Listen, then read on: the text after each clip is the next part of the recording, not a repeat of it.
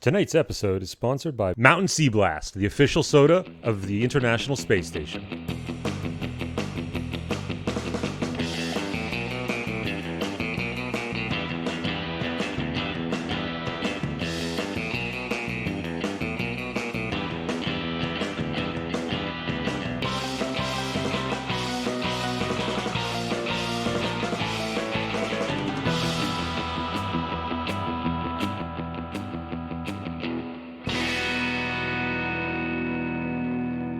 When last we met, Sir Osmond was dangling from a rope, trailing behind a small yacht being carried by a giant metal bird.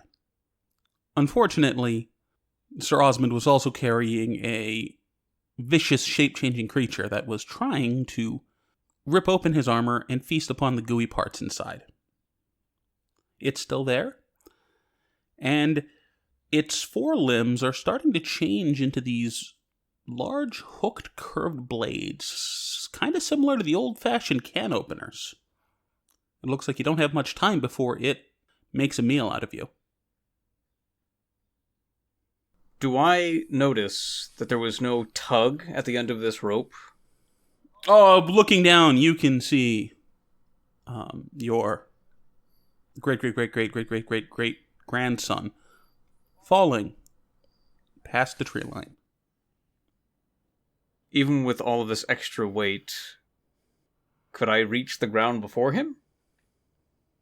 As in, you're going to let go and fall? That is the math that is going on in my head right now.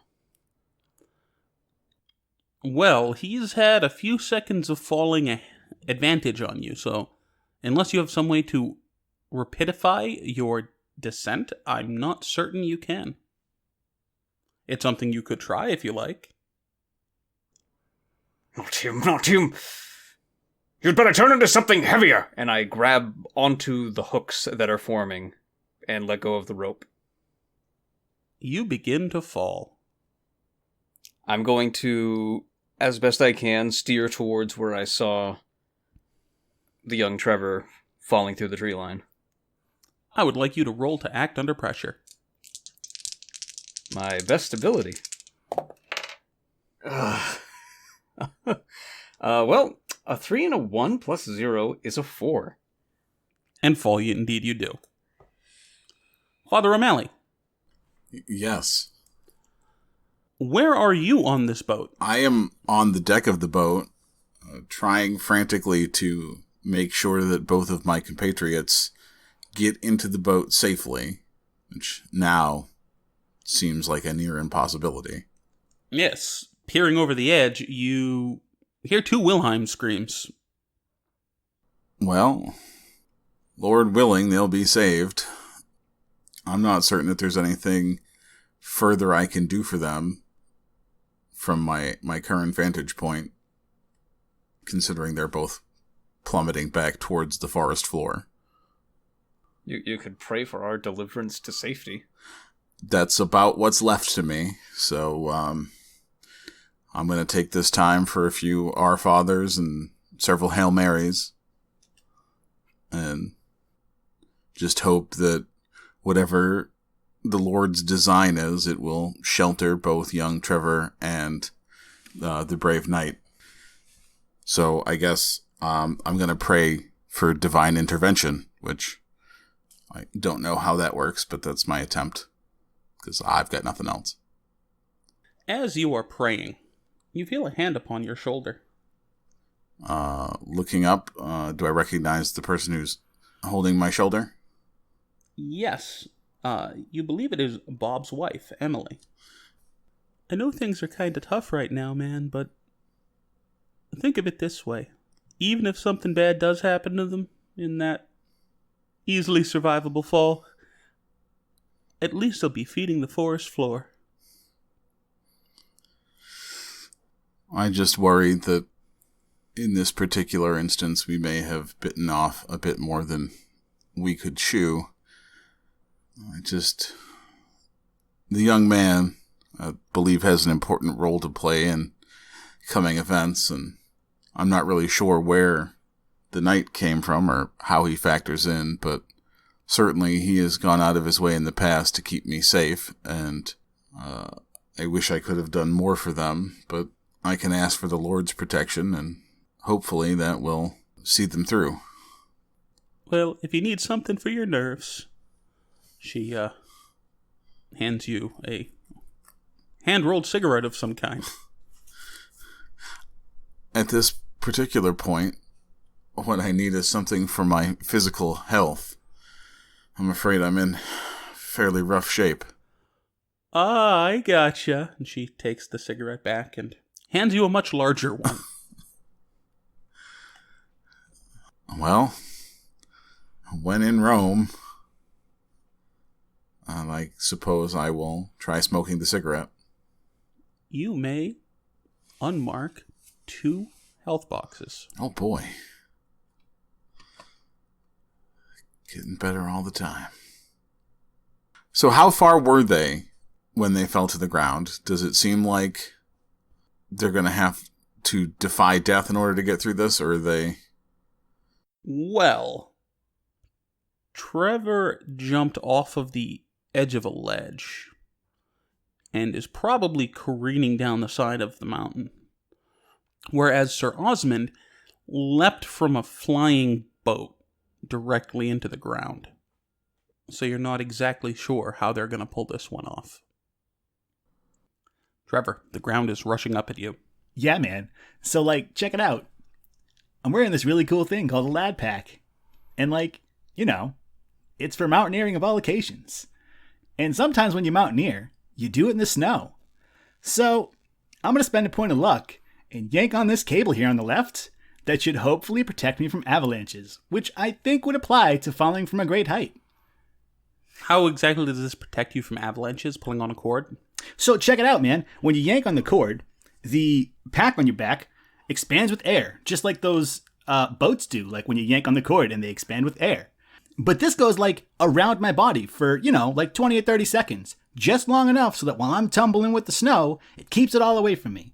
And then it quickly deflates so that I can burrow my way out of the cavern and get back to safety. Well, a point of luck does say that you miraculously survived unharmed. So, you expand to a large bouncy size and hit several trees on the way down before coming to a rest maybe 120 feet below the ledge you jumped off of. What a rush, man. So, I quickly dust my knees off, chuck that part of the backpack, and survey my surroundings for danger. Roll to read a bad situation. Oh, that's the thing. Yeah. It's That's a 6 and a 1 for a 7. And my bad situation is a sharp, which is a 2, which makes it a 9. 9's a pretty good roll. Gives you a hold 1. You get to ask 1 question off the list. Are there any dangers I haven't noticed yet? Okay, are there any dangers you haven't noticed yet? Correct, dude. You are certain something awful is going on up above you on that ledge. Okay. Yeah, well, poor Birdman, bro. Toads got left behind because, there was a whole rush, I guess. But I can't save him right now. I don't exactly have the fortitude to keep on doing things like that. So I guess I'm going to head in the general direction the boat was going and hope to find a path and get back to the van. Sounds good. Sir Osmond. Quickly, ever so quickly, the ground is approaching. There are a few options that I have to try and make this not end badly. I might be able to do 2 at the same time, but for the sake of levity, I have my hands on this skin-changing creature, and I would like to see how pliable it is in midair, and whether or not I can stretch it so thin that it could, in fact, catch the drift of the air as we're descending. Roll to act under pressure. It felt like a tough one, but let's try it. A 6 and a 1 plus 0 make 7. With a 7, you get a good grip and you begin to bend this thing. And you open it up, and its insides begin falling all over you. its insides then begin to wrap around you. And this thing sprouts wings from where you pried it open. Its rib cage just extends, and the skin between the bones stretches, and it begins to flap them like wings.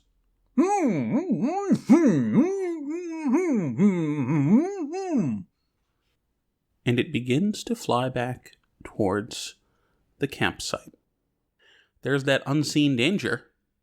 It's flying overhead, and you do notice it, Trevor. Oh, dear. It's got something wrapped up in its internal organs and is kind of trying to absorb it into its mass. Well, I take out the 9mm and I shoot it, hopefully knocking him off of it. Roll to protect someone. Rolling to protect someone. Well, 5 and a 2 is a 7, and my tough of 0 makes it a 7. So, you begin shooting, and your bullets clip it. So it releases what you can now tell is Sir Osmond, and then it begins diving towards you. Sir Osmond, you're falling again. Am I able to shift my weight in such a way to make this go from a dive to a crash? Well, no, you have been released. Oh! You are in free fall. Okay. I'm going to try and rattle my legs to see if whether or not hopefully some kind of levitation magic can be activated from the previous reforging process my armor has gone through. Yeah, I'm going to need an act under pressure on that one. Okay. A 6 and a 4 make 10. So you begin rattling your legs and struggling and smacking your armor and hoping and praying. And at that point, the chest piece falls off, both the front and the back, and this strange, large, silken pair of pantaloons explodes from your torso, slowing your descent. Oh, ha-ha! Yes! My thanks to the Lady of the Forge! Ha-ha! And that's when the beast collides with Trevor. Trevor, take 3 damage. Well, I can't technically do that, so I'm going to spend a point of luck so I don't have to. So this creature comes and you try to dodge. You step backwards, your foot slips, and you fall on your ass right as it sails through where your torso would have been and collides with a tree. You hear a large cracking sound, and the tree itself is partially uprooted. The creature appears to be stunned. Well, time to go get Sir Osmond and GTFO as quickly as we can. Question for you, Matt. Yes. Do you have any form of, any ability for divine intervention, or... Technically, no. Okay. But, did I see any of, Osmond's parachute deploying or anything? What are you trying to do? I'm just trying to, from my vantage point, if I was still watching to see what I could see, I'm just trying to see if I have a good idea that they're going to be safe enough that it might be worth my time to try to get off the boat and go back for them. You can just decide to do that if you want. So, feeling a little bit better, since I had that mysterious hand-rolled cigarette, I'm going to ask around on the boat if there are any of the folks there have any ability to either help me get safely to the ground or to change me long enough to fly over there, or if there's any way they can help me get back to the ground and my compatriots. Roll to manipulate someone.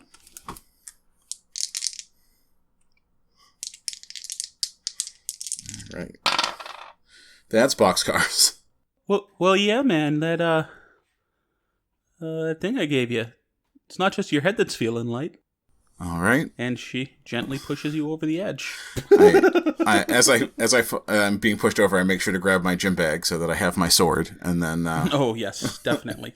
But you begin to slowly float towards the ground. Oh.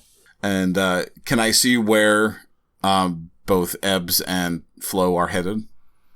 Well, judging by where that tree just shook violently in the distance, you've got some idea of where they're at. All right, well, I'm going to try to descend in that general direction so that I can help them out. So, Ebbs, you're able to find the parachuting knight nearby. He is stuck in a tree, but is dangling just above the ground. Hey, man, how's it hanging? Just a moment. Retract. Return. Just dangling and just pulling on the strings of the parachute. I just grab his feet and yank. Yeah, with not a whole lot of trouble, you're able to... I mean, he's tangled up pretty good in the trees. Got your sabot on. Yes, just a moment. If I can get it to return to where it came from. Recall. What's the word for this? Just pushing around on my torso. I think you just have to take it off, dude.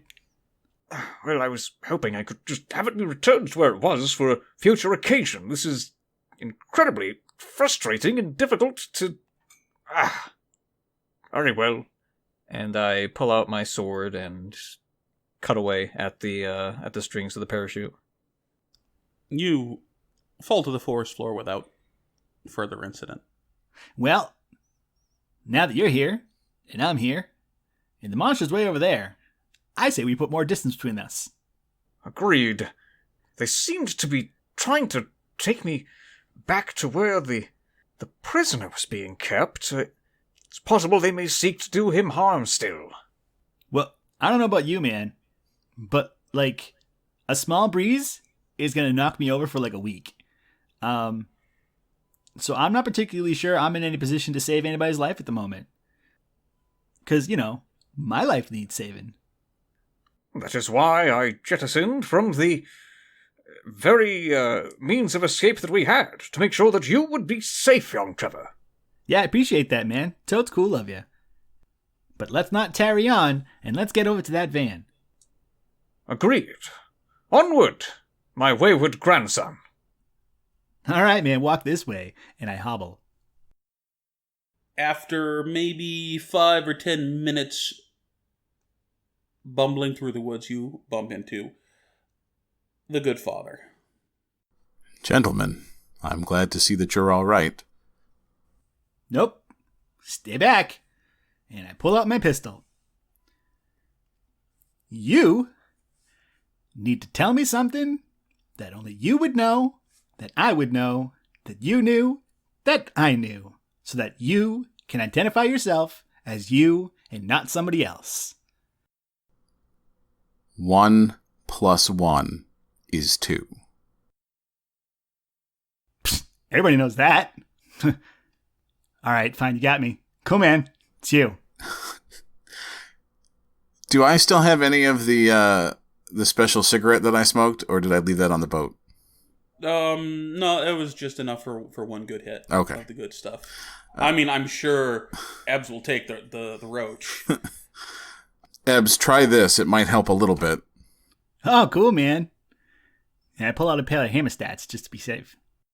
No, it's some pretty good shit. Nice. Now then, gentlemen, given everything that's happened in the last 2 days, it might be prudent to return to our van post-haste.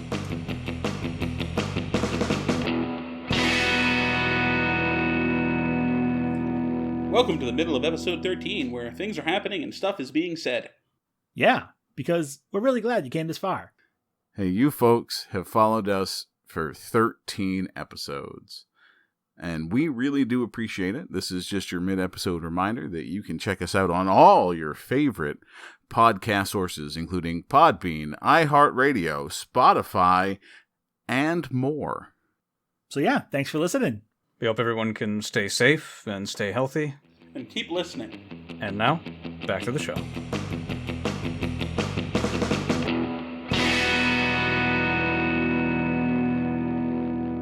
with that, we have completed the... Is this the third mystery? It is the third mystery. Wow. We have completed 3 mysteries, 3 whole mysteries. And it's time for the end of mystery wrap-up. Let's work on that now.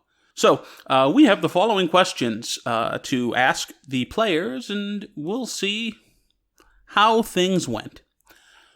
So the first question is, did we conclude the current mystery? Yeah, man. We found my boat. And the dude that was on it. And the source of the giant condor. Okay, I don't want to play contrarian, because I feel like there's still tons of questions left to ask. But, based solely on, did we find where the giant condor came from, and did we locate Ebbs's boat and get it back in air quotes, and find out what was up with the Seagull Man? Mostly yes, I'd say that we did determine all that stuff. Okay. Next question. Did the hunters save someone from certain death or worse? Like a whole group of people on top of a mountain. However, that's not going to stop me from feeling terribly bad about not saving the one guy towards the end. Yeah. Yeah. Oh, we also totally saved Grandma. If you recall, she was grabbed and taken into the woods, and through the efforts of Osmond and I, we got her back. I think it was granddaughter. Granddaughter. Yeah, you're right. Not Grandma, the granddaughter. Yes. So you definitely, as a group, did save many people in this one. I feel like there would have been a much higher body count if it weren't for the 3 of you specifically going out of your way to make sure people survived. But you know who we didn't save?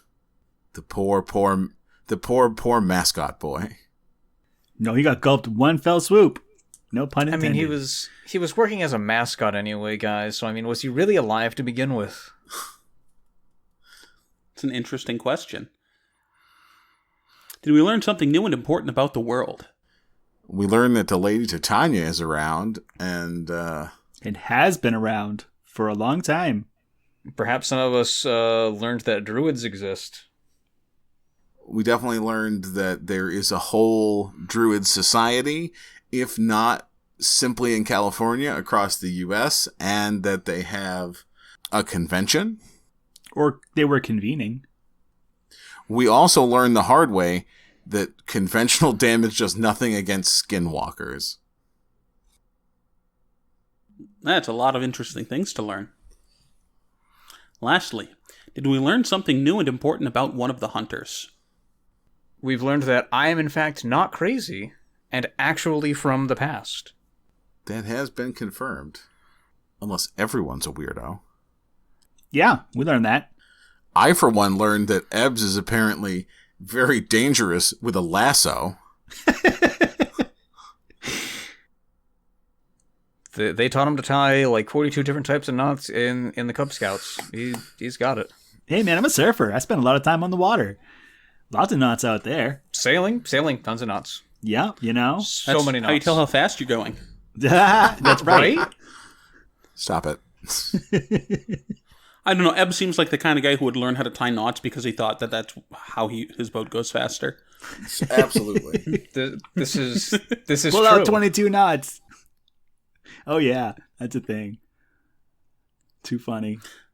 Okay, so it sounds like everybody is going to be ending up with an additional 2 experience points. That will cause me to level. Yay, me as well. Unfortunately, it sounds like Sir Osmond was not blessed with an additional skill. I did get 2 points of experience, which was what I needed. Oh, ta-da! So everybody levels. Huzzah! Sorry to steal your line, Gav. So let's figure out what people are taking. So, since I know what I'm taking, I am taking an additional play from the Divine Playbook, which is Cast Out Evil, which says, I may banish an unnatural creature from my presence. I roll plus tough. On a 10 plus, it is banished. On a 7 to 9, it takes a little while for the banishing to take effect. The creature has time to make 1 or 2 actions. Either way, the banished creature is unharmed, and I have no control over where it goes. This move may be used on unnatural hunters, e.g. the monstrous. On a miss, something is keeping it here, and that's bad. I love that. That sounds really fun. It's definitely something we could have used fighting the skinwalkers. So, Ebbs, what do you got? I'm going to take another flake move. And I'm a little torn at the moment because I'm not a fighter, so I don't really want to take the fighty one, so I'm not going to do that. And I'm not torn anymore. So I'm going to take Suspicious Mind.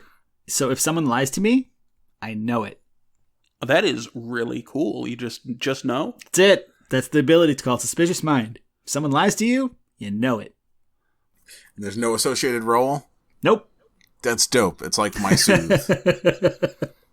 Like my raincoat. I like it. Sorry, I've been watching Mel Brooks films all week. There you go. Nothing wrong with that. And all that leaves us with is brave Sir Osmond. And I think for myself, I'm going to be taking another exile move. And I'm going to be taking Immortal Name.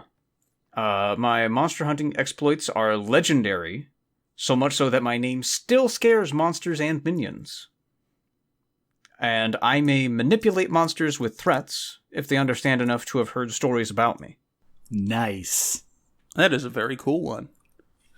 We all picked up some pretty cool powers this time.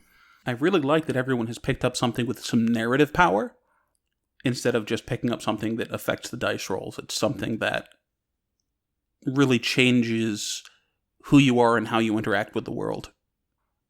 Well, personally, I've always been picking something that is relevant to the more, like, whatever recent events happened before this leveling up process. Like the charm increasing because all of a sudden I'm very impassioned and protecting of the people, and the crush of Miss Luann, apparently. In this Immortal Name, my name has been remembered by the Lady Titania. And maybe just by that itself, my name has become more powerful. Well, with that all said and done, let us begin the next step on our journey.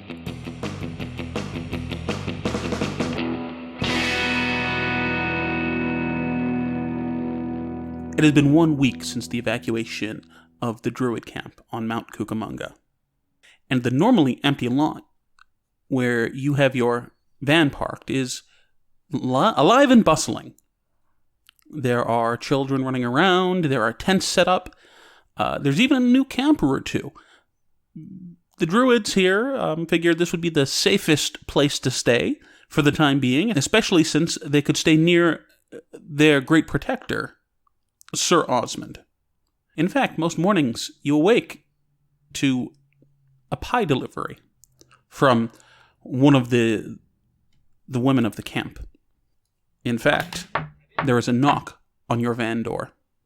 My van door? Your van door. Okay. Hello?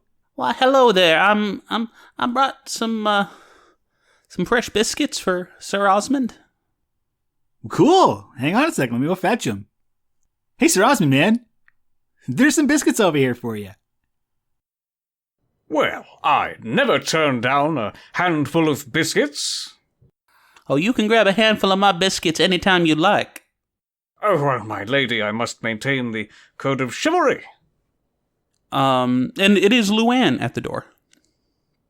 She's in her Sunday bests with her hair up underneath one of those fancy little tiny hats that Southern girls wear to church.